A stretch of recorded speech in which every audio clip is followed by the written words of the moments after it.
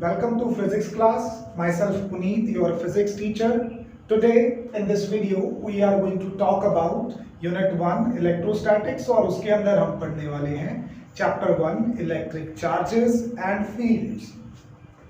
तो electric charges और fields के बारे में पढ़ने से पहले हम कुछ और डिस्कस करते हैं। 11th में हमने फिजिक्स की कुछ ब्रांचेस को पढ़ा था, जैसे कि क्लासिकल मैकेनिक्स जिसके अंदर हमने मोशन और फोर्स के कॉन्सेप्ट्स देखे थे, थर्मोडायनेमिक्स जिसमें हमने heat, work, kinetic theory of gases ये सारे कॉन्सेप्ट्स पढ़े थे, और वेव मैकेनिक्स जिसके अंदर हमने वेव्स एंड ऑसिलेशंस के बारे में पढ़ा था। अभी प्लस 2 में सबसे पहली ब्रांच जो हम पढ़ने जा रहे हैं, that is one of the important and major branch of physics, that is electromagnetism. Electromagnetism क्या है? It is the branch of physics which deals with the concept of electricity and magnetism. दोनों ही चैप्टर आपने 10th में initially थोड़े से पढ़े हैं। यहाँ पे उनके बारे में और ज्यादा डिटेल्स आने वाली हैं हमारे पास। इलेक्ट्रोमैग्नेटिज्म की स्टडी को इजी करने के लिए हमने इसको दो कैटेगरीज में बांटा है। The first category is electrostatics. The word electrostatics is composed of two, that is electro, which means charge, statics, which means rest. इस ब्रांच के अंदर हम यूनिट 1 पढ़ेंगे सिर्फ, जिसके अंदर चैप्टर 1 और चैप्टर 2 आते हैं। The second category is electrodynamics, composed of electro and dynamics. Electro means the same, that is charges or charge. Dynamics means in motion, and इसके अंदर फोर्स के कॉन्सेप्ट भी इंक्लूडेड हैं। इसके अंदर हम पढ़ेंगे unit 2, unit 3, unit 4 and unit 5। Chapter आ जाते हैं एनसीईआरटी के हिसाब से चैप्टर 3 से लेके चैप्टर 8 तक। So let's begin with electrostatics. What is electrostatics? It is a branch of physics. क्या करती है ये? It helps us to study about the charges और चार्जेस से जुड़े जितने भी कॉन्सेप्ट्स हैं, ठीक है। लेकिन इसके अंदर एक शर्त रहती है कि आपको चार्जेस किस में लेके चलने हैं? रेस्ट में। तो एक बात आप बिल्कुल शुरू से यूनिट 1 के लिए अपने दिमाग में बिठा के चलोगे कि इस पूरे यूनिट के अंदर जो इलेक्ट्रिक चार्जेस हैं they are going to be at rest. अब as you can see from this, इस पूरे ब्रांच के अंदर सबसे इंपॉर्टेंट वर्ड जो बार बार अराइज हो रहा है दैट इज चार्ज। इस चार्ज के बारे में अगर समझ लें तो पूरा यूनिट या आगे के 5 यूनिट पढ़ने हमारे लिए आसान हो जाएंगे। सो let's begin with study of electric charge. क्या है, इसकी क्या क्या प्रॉपर्टीज हैं and many more. Electric charge is the basic property of matter. जिस तरह से मास एक बेसिक प्रॉपर्टी है मैटर का, मतलब अगर कोई मैटर है तो उसके पास मास निश्चित तौर पे होगा, उसी तरह से अगर कोई मैटर है तो उसके पास चार्ज जरूर होने वाला है। So electric charge is the basic property of matter, जिसकी वजह से दो ऑब्जेक्ट्स के बीच में इलेक्ट्रिक फोर्सेस होती हैं। एक एग्जांपल के थ्रू यहां पे इसको याद दिलवाऊंगा मैं।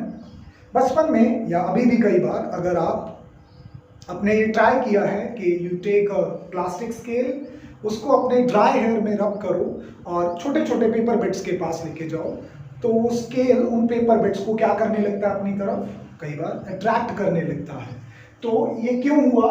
क्योंकि जब आपने उस स्केल को अपने ड्राई हेयर में रब किया, विदाउट योर नॉलेज आपने उसको चार्ज कर दिया, जिसकी वजह से उसने पेपर बिट्स के ऊपर इलेक्ट्रिक फोर्सेस लगाई और उसको अपनी तरफ अट्रैक्ट कर लिया। आगे और जानते हैं। इलेक्ट्रिक चार्ज की कुछ और बातों पे गौर कर लें, क्योंकि ये एक फिजिकल क्वांटिटी है, तो इस फिजिकल क्वांटिटी के लिए हमारे पास सिंबल है Q, या तो कैपिटल में या फिर स्मॉल में। फिजिकल क्वांटिटीज को मेजर करते हैं, ऐसा हमने प्लस 1 में सीखा है। तो मेजर करने के लिए हम एक न्यूमेरिकल वैल्यू के साथ एक यूनिट चाहिए होती है। यहाँ पे इलेक्ट्रिक चार्ज की जो ऐसा यूनिट है that is coulomb, denoted by capital C, as it is after the name of a scientist. CGS unit 2 है हमारे पास, क्योंकि ब्रांच जो है वो इलेक्ट्रोमैग्नेटिज्म है। तो electrostatic unit that is ESU जो है इलेक्ट्रिक चार्ज की, वो स्टैट कूलम है हमारे पास, और जो इलेक्ट्रोमैग्नेटिक यूनिट है दैट इज EMU वो है हमारे पास एब कूलम। डिनोशन इनकी साथ में ब्रैकेट में लिखी है, स्टैट सी एंड एब सी, बीच में हाइफन जरूर याद रखना आप। कुछ कन्वर्जन्स हैं जो न्यूमेरिकल फैक्टर्स में, ऑब्जेक्टिव में आपके लिए हेल्पफुल रहने वाली हैं। 1 coulomb is equal to 3 into 10 raised to power 9 stat coulomb and 1 coulomb is 1/10 of ab coulomb। तो ये कन्वर्जन्स आपको याद रखनी है, डायरेक्टली भी पूछी जा सकती हैं, न्यूमेरिकल के लिए तो इंपॉर्टेंट है ही। उसके बाद electric charge is a scalar quantity. Scalar quantity का मतलब है कि इनको ऐड, सब्ट्रैक्ट, मल्टीप्लाई करने के लिए आपको वेक्टर अलजेब्रा की जरूरत नहीं है। You may add them like numbers, आप उनको नंबर्स की तरह सिंपली ऐड या सब्ट्रैक्ट कर सकते हो। नेक्स्ट, इलेक्ट्रिक चार्ज जो है वो दो टाइप का होता है, positive charge and negative charge. ये हमने कुछ एक्सपेरिमेंट्स के थ्रू प्रूव किया था कि चार्ज इज ऑफ 2 टाइप्स। अगर कोई भी ऑब्जेक्ट के ऊपर पॉजिटिव चार्ज है तो आप उसको एक साइन वहां पे बाय कन्वेंशन दोगे, दैट इज पॉजिटिव। अगर किसी बॉडी के ऊपर नेगेटिव चार्ज है तो बाय कन्वेंशन आप उसको माइनस साइन देने वाले हैं, ठीक है। अगर किन्हीं दो बॉडीज पे लाइक चार्जेस हैं, मतलब या तो दोनों पे प्लस चार्ज है दो बॉडीज पे, या दोनों बॉडीज पे नेगेटिव चार्ज है, they are going to repel each other. और अगर दो बॉडीज के ऊपर अनलाइक चार्जेस हैं, अनलाइक चार्ज का मतलब आपके पास दो बॉडीज हैं, पहली बॉडी के ऊपर पॉजिटिव चार्ज है, दूसरी बॉडी के ऊपर नेगेटिव चार्ज है, या फिर पहली बॉडी के ऊपर नेगेटिव चार्ज है और दूसरी बॉडी के ऊपर पॉजिटिव चार्ज है, इन दोनों केसेस में वो बॉडीज एक दूसरे को क्या करने वाली हैं, अट्रैक्ट करने वाली हैं। तो अब आप कह सकते हो कि जब आपने प्लास्टिक स्केल को रब किया और पेपर बिट्स के पास लेके गए तो प्लास्टिक स्केल और पेपर बिट्स के ऊपर डिफरेंट काइंड ऑफ चार्ज था, इसीलिए पेपर बिट्स जो थे वो स्केल के पास अट्रैक्ट हो गए थे। एक पॉइंट आया आपके दिमाग में, आपने तो चार्ज स्केल को किया था, पेपर बिट्स के पास चार्ज कहां से आया? थोड़ा वेट कीजिए, आने वाली वीडियोस में हम उसको भी डिस्कस करेंगे। Now the next question that may come in your mind is कि किसी बॉडी के पास चार्ज सर आता कैसे है? तो आई विल टेल यू कि बॉडी के पास चार्ज ऑलरेडी होता है। There is no matter in this universe जिसके अंदर चार्ज ना हो। तो फिर प्रॉब्लम क्या है, समझते हैं उसको। Our universe is made up of 2 things, matter and radiation. Now, matter is always made up of either atoms or molecules. Atoms अगर वो elemental form में है, molecules अगर वो compound form में है। Now, whether it is element or it is compound, it has 3 fundamental particles, protons, neutrons and electrons. However, further studies से हमें पता चला है कि जो protons और neutrons हैं वो fundamental नहीं हैं, they may also break up into quarks, but that is not the part of discussion. तो protons, neutrons और electrons 3 टाइप के particles होते हैं किसी भी matter के अंदर। जो protons हैं they are present inside the nucleus along with neutrons. Protons के ऊपर पॉजिटिव चार्ज होता है, न्यूट्रॉन्स आर न्यूट्रल, उनके ऊपर कोई चार्ज नहीं होता, that is why we have written 0। Electrons के ऊपर नेगेटिव चार्ज होता है। So what is this E with positive and negative? That is the amount of charge. कितनी अमाउंट है ये? This is 1.6 into 10 raised to power -19 coulomb, ठीक है, यहाँ पे माइनस है, चाहे वो प्रोटॉन है चाहे इलेक्ट्रॉन है। तो इस वैल्यू का जो शॉर्ट हैंड डिनोशन है वो हमने यहाँ पे E रखा हुआ है। समटाइम यू मे फील कि E जो वो अल्फाबेट है वो हमने इलेक्ट्रॉन के लिए भी रखा हुआ है, चार्ज के लिए भी रखा हुआ है। That is only referring to the context. आपको ध्यान रखना है कि कहाँ पे E चार्ज के लिए है और कहाँ पे इलेक्ट्रॉन के लिए है। जहाँ पे भी इलेक्ट्रॉन के लिए होगा हम E के ऊपर एक नेगेटिव साइन डाल दिया करें, ठीक है। ये तो हुआ बेसिक। बॉडी के ऊपर चार्ज कैसे आता है, 2 एग्जांपल्स के थ्रू समझते हैं। पहली एग्जांपल मैंने यहाँ पे ली है सोडियम की। सोडियम एटम का जो एटॉमिक नंबर है that is 11, which means 11 protons are present along with neutrons inside the nucleus and 11 electrons are present outside the nucleus. अभी अगर इनके ऊपर नेट चार्ज कैलकुलेट करें, क्योंकि इक्वल नंबर ऑफ प्रोटॉन और इलेक्ट्रॉन है, which means equal amount of positive और negative charge होगा, तो जो नेट चार्ज निकल के आएगा वो 0 होगा। और व्हाट डज दैट मीन, इसका मतलब ये है कि मैटर के अंदर चार्ज तो प्रेजेंट है but that charge is balanced. जितना पॉजिटिव चार्ज है उतना ही नेगेटिव चार्ज है, जिसकी वजह से नेट चार्ज क्या हो गया, 0 हो गया। अगर सोडियम एटम को कुछ एनर्जी प्रोवाइड की जाए इन फॉर्म ऑफ हीट और इन फॉर्म ऑफ लाइट, तो उसका एक वैलेंस इलेक्ट्रॉन लूज हो जाए अगर, तो उसके पास इलेक्ट्रॉन की काउंटिंग कितनी बच जाती है, 10, because we have lost 1 electron. जबकि प्रोटॉन्स क्या रहते हैं, सेम। अगर इस कंडीशन में आप टोटल चार्ज कैलकुलेट करो, प्रोटॉन्स के ऊपर चार्ज हो गया +11e और इलेक्ट्रॉन्स के ऊपर अभी चार्ज रहेगा क्योंकि 10 बचे हैं, -10e। अगर आप सॉल्व करो, your answer comes out to be +1e, which means कि सोडियम से जब सोडियम आयन बनता है, एक इलेक्ट्रॉन लॉस करने के बाद, तो उसके ऊपर कौन सा चार्ज आ जाता है, positive charge. The loss of electrons bye a matter makes it positive. अभी अगर क्लोरीन एटम की एग्जांपल लें जिसका एटॉमिक नंबर 17 है, मतलब न्यूक्लियस के अंदर 17 प्रोटॉन्स प्रेजेंट हैं और न्यूक्लियस के बाहर 17 इलेक्ट्रॉन्स प्रेजेंट हैं। अगर अभी आप नेट चार्ज कैलकुलेट करो, that comes out to be 0। लेकिन अगर क्लोरीन एक इलेक्ट्रॉन गेन कर ले, तो जो प्रोटॉन्स हैं वो तो उतने ही रहे। एक इलेक्ट्रॉन गेन हो गया तो इलेक्ट्रॉन 17 की बजाय 18 हो चुके हैं। अगर अभी आप टोटल चार्ज कैलकुलेट करो, +17e that is the charge present on protons and -18e that is the charge present on electrons. Your net charge comes out to be -1e. तो क्लोरीन बन जाता है chlorine ion with negative charge by gaining 1 electron. इसका मतलब gain of electrons bye a matter makes it negatively charged. तो इन दोनों conditions के अंदर जब एक इलेक्ट्रॉन लूज हुआ या एक इलेक्ट्रॉन गेन हुआ, तो क्या देखा आपने, वी सॉ कि चार्ज का इम्बैलेंस क्रिएट हो गया। या तो पॉजिटिव चार्ज आ गया बॉडी पे या फिर नेगेटिव चार्ज आया। एक बात ध्यान में रखनी है, चाहे बॉडी के ऊपर पॉजिटिव चार्ज आया चाहे बॉडी के ऊपर नेगेटिव चार्ज आया, that was just because of loss or gain of electrons, not protons. Protons are deeply buried inside the atom. तो वो यूजुअल कंडीशंस के अंदर प्रोटॉन्स का प्लस माइनस नहीं होता। इस बात का आपको स्पेशली ध्यान रखना है। Whether a body is positively charged or a body is negatively charged, that is just because of transfer of electrons. Right? Hope you understand this topic. अगला टॉपिक शुरू करते हैं। As you have learned now that a body attracts another body because of electric charges and body itself contain the charges, we just need to create the imbalance. तो अब आपके मन में ये सवाल आ रहा होगा कि उस चार्ज इम्बैलेंस को क्रिएट कैसे करना है, means how to charge a body. We call this process electrification.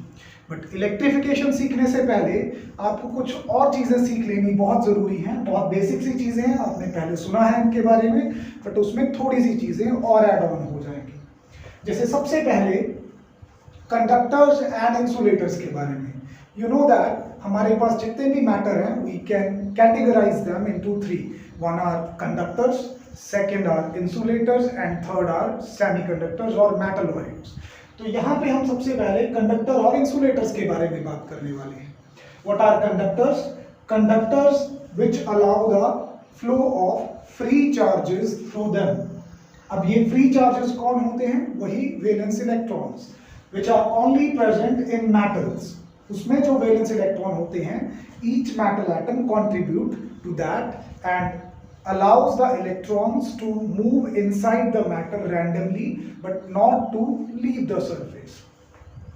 ऐसे फ्री चार्जेस को हम फ्री चार्जेस भी बोलते हैं, right?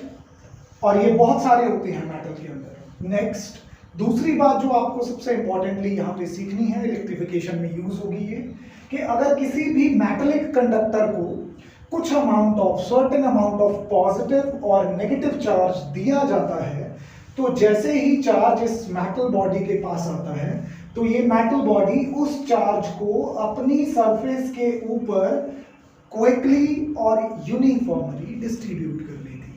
Because it contain free charges, तो उनकी हेल्प से due to the force of repulsion ये सारे चार्जेस क्या कर जाते हैं, यूनिफॉर्मली स्प्रेड कर जाते हैं over the surface of the metallic conductor. Next are insulators. What are insulators? Which do not allow the flow of charge through them easily. इसकी एग्जांपल्स हमारे पास बहुत सारी हैं. वुड, प्लास्टिक, रबर, क्लॉथ, ये सारी चीजें क्या हैं, इंसुलेटर्स हैं. अब इंसुलेटर्स के अंदर क्या होता है कि या तो बहुत कम फ्री चार्जेस होते हैं या होते ही नहीं है. कहाँ जाते हैं? Those all charges carried by electrons are bounded to the shell. वो अपने शेल में न्यूक्लियस के साथ बाउंडेड होते हैं, इसीलिए ऐसे चार्जेस को हम बाउंड चार्जेस भी कहते हैं. तो ये दो terms, free charges and bound charges, ये भी आपको ध्यान में रखनी है. थ्रू आउट द फिजिक्स कई बार हम इनको यूज करेंगे. ठीक है. What are bound charges? Which are bound to the nucleus and are not free to flow inside the matter.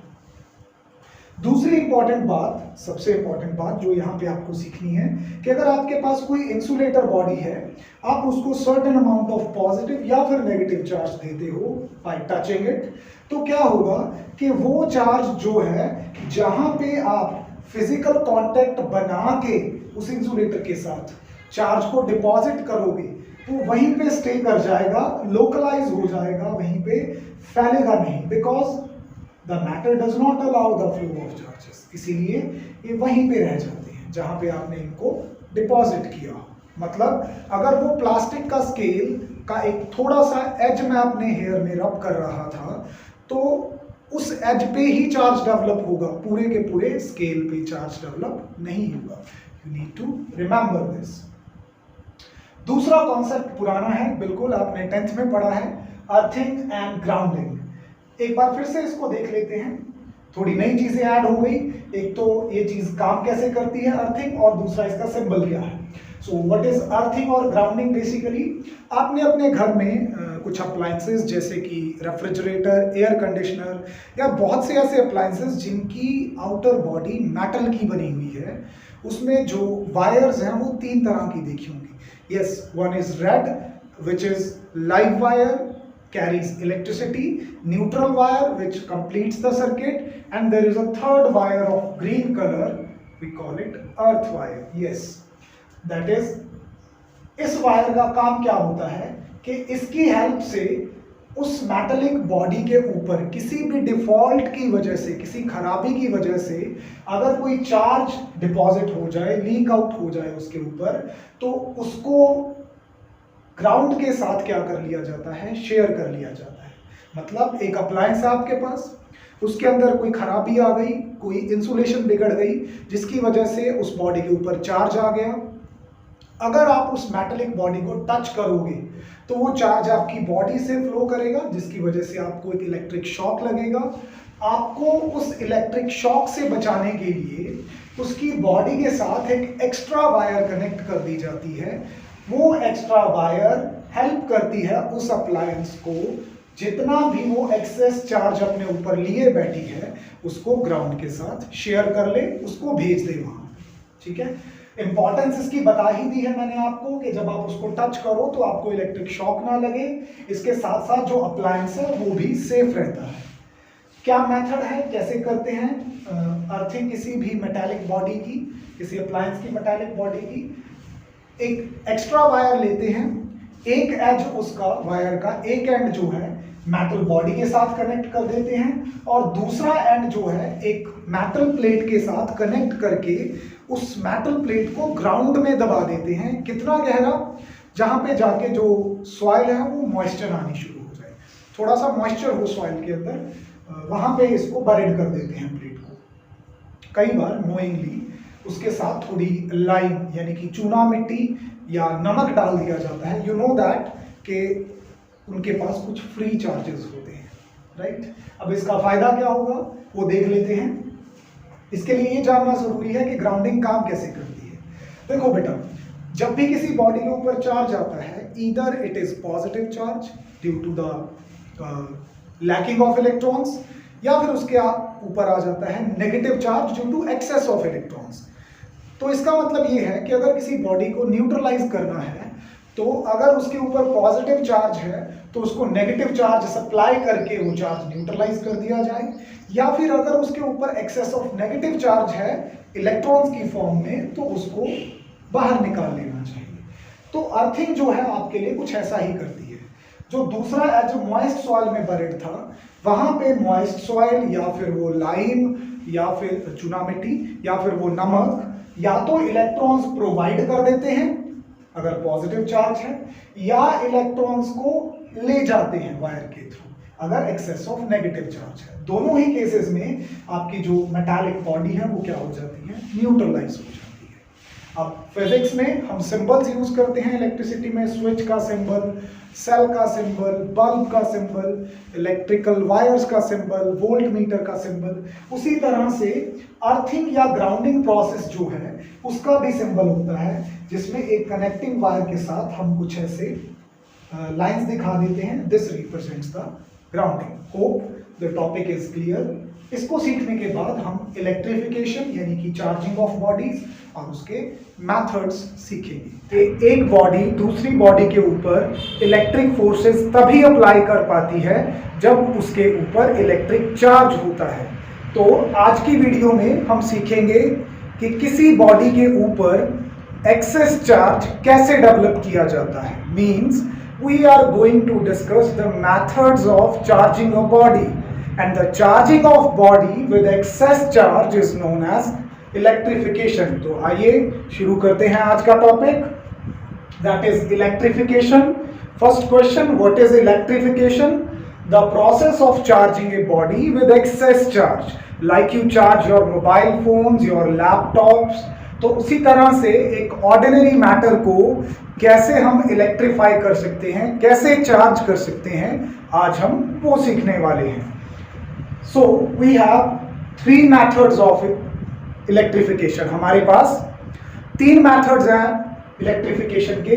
सबसे पहला और आसान मेथड है charging by friction. Sometimes we call it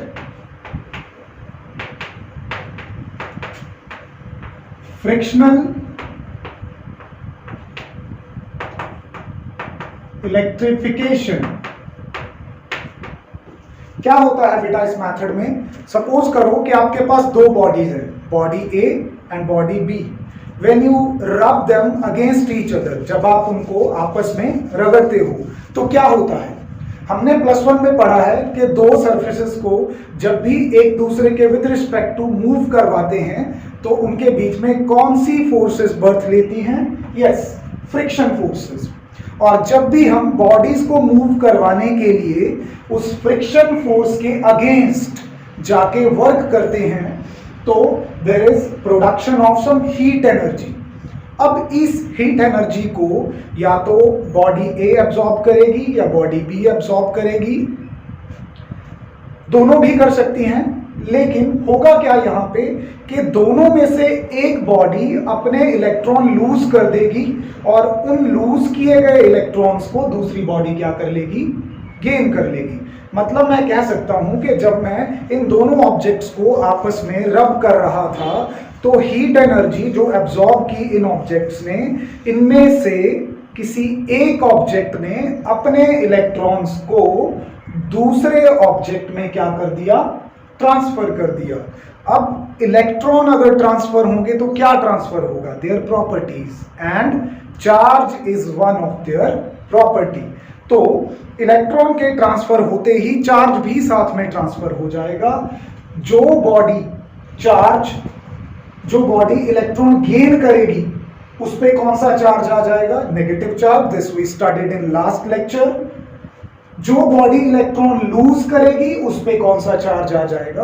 positive charge आ जाएगा। This is fine, but the next question that may come into your mind कि sir ये कैसे डिसाइड होगा कि कौन सी बॉडी इलेक्ट्रॉन लूज करेगी? क्योंकि जब तक एक बॉडी इलेक्ट्रॉन लूज नहीं करेगी तब तक दूसरी बॉडी इलेक्ट्रॉन गेन नहीं करेगी। वही इलेक्ट्रॉन तो गेन करने हैं ना। तो इसका फैसला हम एक सीरीज के थ्रू करते हैं।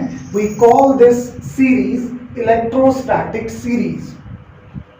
इस इलेक्ट्रोस्टैटिक सीरीज में हम डिफरेंट मटेरियल्स को उनके वर्क फंक्शन के अकॉर्डिंगली अरेंज करते हैं। हाँ, बिल्कुल वैसा ही जैसे आप केमिस्ट्री में मेटल्स की केमिकल एक्टिविटी सीरीज बनाते हो या रिएक्टिविटी सीरीज बनाते हो, जिसमें सबसे ऊपर आप हाईली रिएक्टिव मेटल्स को रखते हो और जैसे जैसे आप नीचे आते जाते हो मेटल्स की रिएक्टिविटी कम होती जाती है। बिल्कुल उसी तरह से वर्क फंक्शन के आधार पे हमने कुछ मटेरियल्स को एक सीरीज में अरेंज किया है। We call this series electrostatic series. अभी ये वर्क फंक्शन टर्म जो है आपके लिए नई है, so let's learn about work function first. +1 में हमने केमिस्ट्री में एक डेफिनेशन पढ़ी थी, ionization energy. What is ionization energy? The minimum amount of energy that should be given to an atom so that its valence electron comes out of the atom।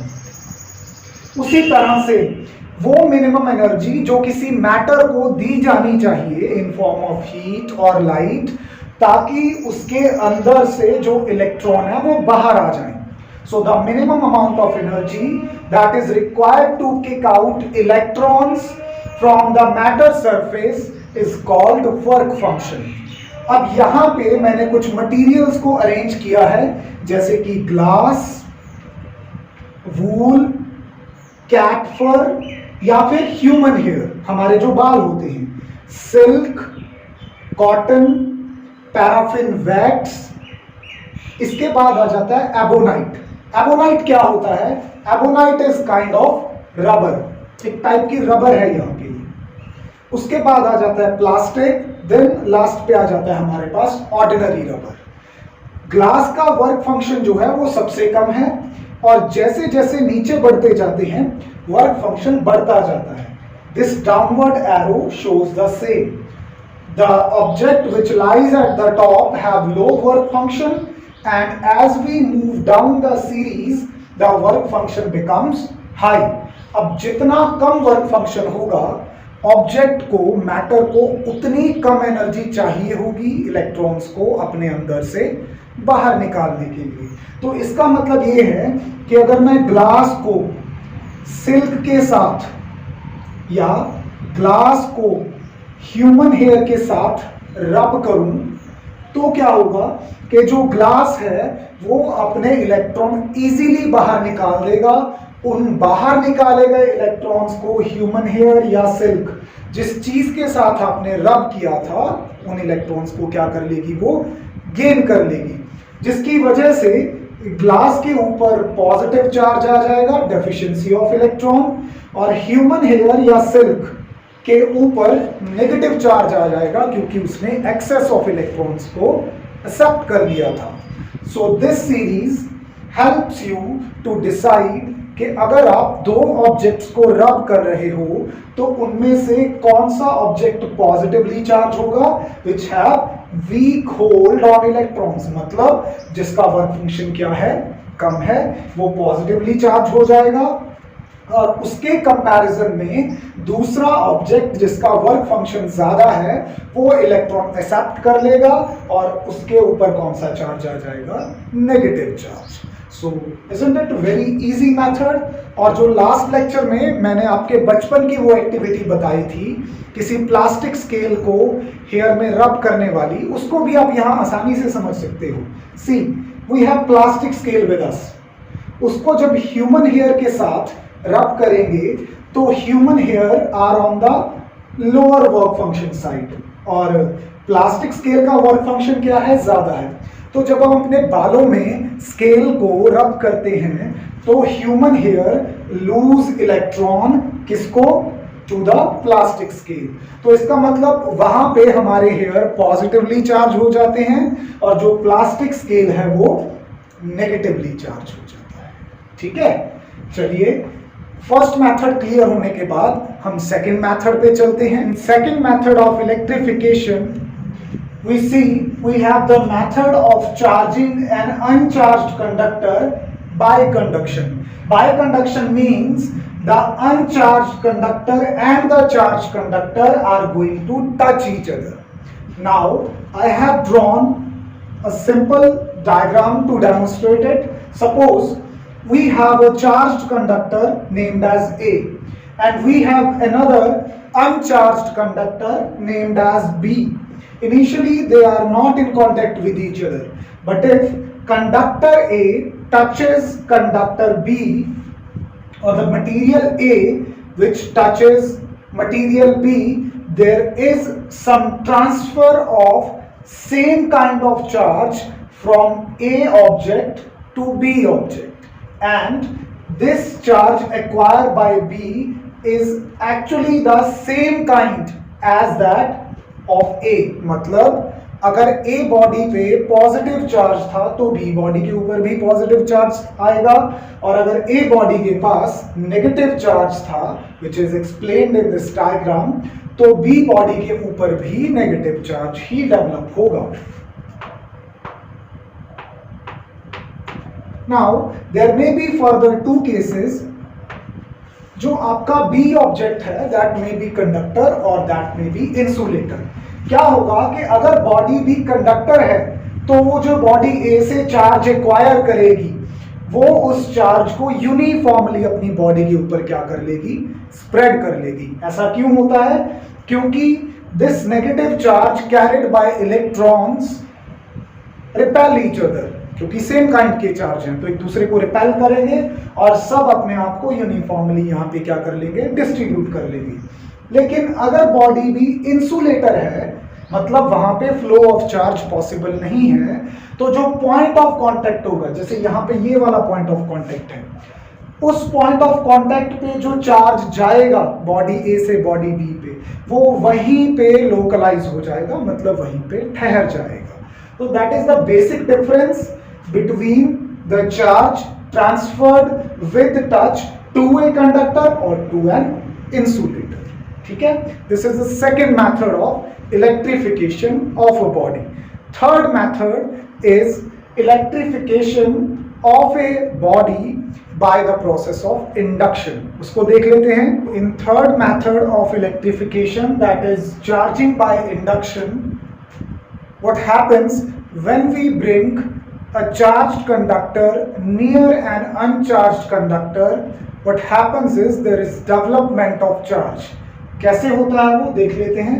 Suppose मेरे पास एक piece of conductor है. अब इस piece of conductor के पास मैं कोई positively charge rod लेके आता हूं, तो क्या होगा कि इसके अंदर जो फ्री इलेक्ट्रॉन्स थे, some of those electrons will shift to this side which is near the charged conductor, and there will be a development of positive charge on the other side. So this kind of momentary polarization, when we bring a charged conductor near an uncharged conductor, this is called charging by induction. अब अगर किसी तरीके से इस conductor को अर्थ करके मैं इसका एक टाइप का चार्ज यहां से हटा दूं, उसको न्यूट्रलाइज कर दूं, तो पर्टिकुलरली एक दूसरी तरह का चार्ज मेरे पास यहां पे बच जाएगा और वही इस कंडक्टर पे क्या हो जाएगा, स्प्रेड हो जाएगा. देखते हैं कैसे करेंगे इसको. Let's take a simple example. हम यहां पे क्या करते हैं, एक एग्जांपल डिस्कस करते हैं. इस एग्जांपल में I will charge a conductor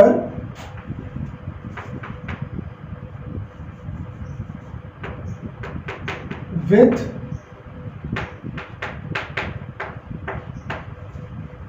negative charge. Steps सीख लेते हैं इसके कैसे करना है. स्टेप 1 में हम क्या करेंगे कि उस अनचार्ज्ड कंडक्टर को, इसका नाम रख लेता हूं मैं PQ, एक इंसुलेटिंग स्टैंड पे रख देंगे. राइट. स्टेप 2 में हम क्या करेंगे कि इसी कंडक्टर के पास, इस PQ कंडक्टर के पास, which is already on the insulating stand, इसके पास हमें कौन सा चार्ज देना है, इसको नेगेटिव चार्ज. अगर नेगेटिव चार्ज देना है तो एक पॉजिटिवली चार्ज रॉड लेके आएंगे। क्या होगा कि पॉजिटिवली चार्ज रॉड इस अनचार्ज कंडक्टर PQ के अंदर से जो फ्री इलेक्ट्रॉन्स थे उनको अपनी साइड की तरफ अट्रैक्ट कर लेगी, because opposite charges attract each other, और जो पॉजिटिव चार्ज है वो दूसरे एंड पे डेवलप हो जाएगा, राइट। इसके बाद स्टेप 3 के अंदर अगर मैं इसी PQ कंडक्टर के, जिसके P एंड पे कौन सा चार्ज है, नेगेटिव चार्ज है, और Q एंड पे कौन सा चार्ज है, पॉजिटिव चार्ज है,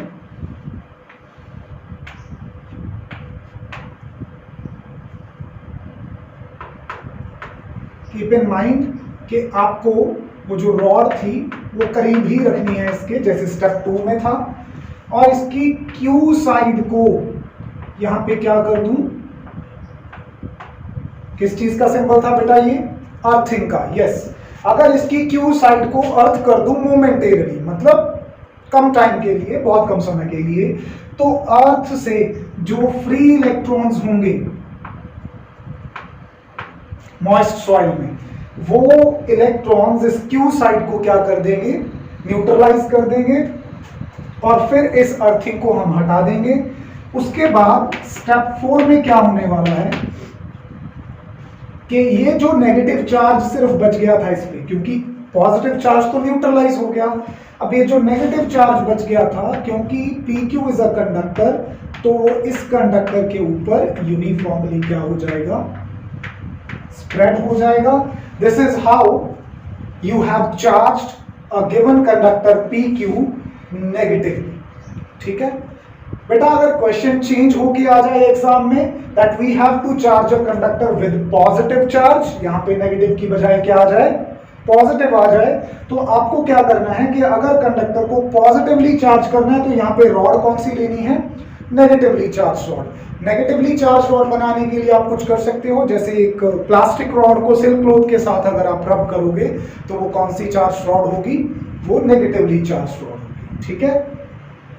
यहां पे हमने ग्लास रॉड ले ली थी which was rubbed with silk cloth, तो उस पे कौन सा चार्ज आ जाता है, पॉजिटिव चार्ज आ जाता है। This we have learned in electrostatic series in first method, ठीक है। इस तरह से आप किसी एक अनचार्ज कंडक्टर को by the process of induction उसको चार्ज कर सकते हो। ध्यान में क्या रखना है यहाँ पे कि इंडक्शन प्रोसेस में एक तो चार्ज बॉडी और अनचार्ज बॉडी एक दूसरे को टच नहीं करते, दूसरी इंपॉर्टेंट बात कि जो नियर बाय एंड होता है उस पे अपोजिट चार्ज डेवलप होता है, और जो फार लाइंग एंड होता है मतलब दूर वाला सिरा होता है उस पे सेम काइंड का चार्ज डेवलप होता है, ठीक है। उसके बाद उसको अर्थ कर देते हैं, और फाइनली जो नियर एंड पे चार्ज था वो पूरे कंडक्टर पे क्या कर जाता है, स्प्रेड कर जाता है। Now this simple question was in 1 mark in last to last year exam, मतलब जो 2019 का एग्जाम था उसमें 1 मार्क में ये क्वेश्चन पूछा गया था, ठीक है। So you have finally learned how to charge a body by the process of induction. इस तरह से हम अपने तीनों मेथड्स ऑफ इलेक्ट्रिफिकेशन कवर कर लेते हैं।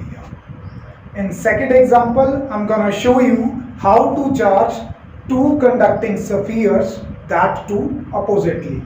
ठीक है, इसमें हम क्या करते हैं कि दो conducting sphere लेते हैं. Let's say the first sphere is named as A and the second sphere is named as B. इन दोनों को हमें oppositely चार्ज करना है, मतलब एक पे पॉजिटिव चार्ज लाना है, दूसरे पे नेगेटिव चार्ज लाना है, that too by the process of induction. तो इसमें हम क्या करते हैं कि दोनों स्फीयर्स को पहले इंसुलेटिंग स्टैंड्स पे रख लेते हैं, ठीक है। So this is going to be your first step to put sphere A and sphere B in contact and moreover on insulating stands. अभी स्टेप 2 में आप क्या करोगे कि स्टेप 2 में आप इन दोनों स्फीयर्स के पास एक पॉजिटिवली चार्ज रॉड लेके आओगे। This may be a glass rod rubbed with a silk cloth, ठीक है, जिसके ऊपर पॉजिटिव चार्ज है। अब क्या होगा, क्योंकि ये कंडक्टिंग स्फीयर्स हैं, तो जो फ्री इलेक्ट्रॉन्स हैं दोनों स्फीयर्स के, because they are in contact, वो ए की लेफ्ट साइड पे डेवलप हो जाएंगे सारे, और positive charge due to repulsion on the other side of B, right side of B shift हो जाएगा। इसके बाद आपको क्या करना है कि रॉड को तो वहीं पे रखना है, चार्जिंग रॉड को, जो आपकी पॉजिटिवली चार्ज रॉड है। जो सफियर ए और बी कांटेक्ट में थे उनको सेपरेट कर देना है। सेपरेट कर देने से क्या होगा कि चार्जेस तो अपनी जगह पे ही रहेंगे, means negative layer on the charge rod side and positive layer on the other side, but अब इनके बीच में कांटेक्ट जो है वो हट जाएगा। इसके बाद आप क्या करोगे, स्टेप 4 में वो जो चार्ज रॉड थी उसको रिमूव कर दोगे। चार्ज रॉड को रिमूव करने के बाद क्या होगा, ये जो चार्जेस आउटर साइड्स पे अपीयर हो रहे थे ये अपने बीच में डिस्टेंस को कम कर लेंगे, because they are opposite, so they are going to attract each other. तो ये इनर साइड्स पे डेवलप हो जाएंगे। रॉड को हमने यहां पे हटा दिया है। Due to attraction they will keep themselves on the inner side of A and inner side of B. अभी क्या करना है, स्टेप 5 इज वेरी इजी। आपको इन दोनों सफियर्स के बीच में जो गैप है उसको इंक्रीज कर देना है।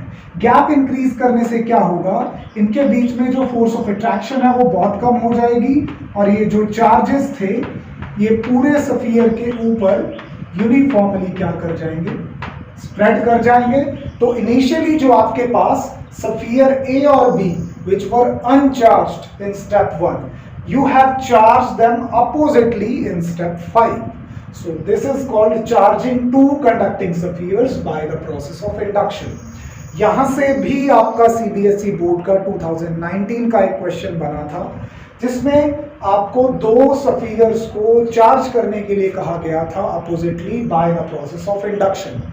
यहां से थ्योरेटिकल क्वेश्चन भी बन सकता है कि आपको डायग्राम्स दी हूं और पूछा जाए कि अगर चार्ज रॉड को पास लेके आएंगे तब क्या होगा, जब स्फीयर्स को सेपरेट कर देंगे तब क्या होगा, अगर उनके बीच में गैप बढ़ा देंगे तब क्या होगा। So if you have understood the concept you will be able to answer those questions. That's all for today. आज के लेक्चर में हमने इलेक्ट्रिफिकेशन और उनके तीनों मेथड्स के बारे में डिटेल में पढ़ा। अब यहां से आपका कोई भी क्वेश्चन एग्जाम्स के लिए या बोर्ड्स के लिए मिस नहीं होना चाहिए। Take care of yourself. Good bye.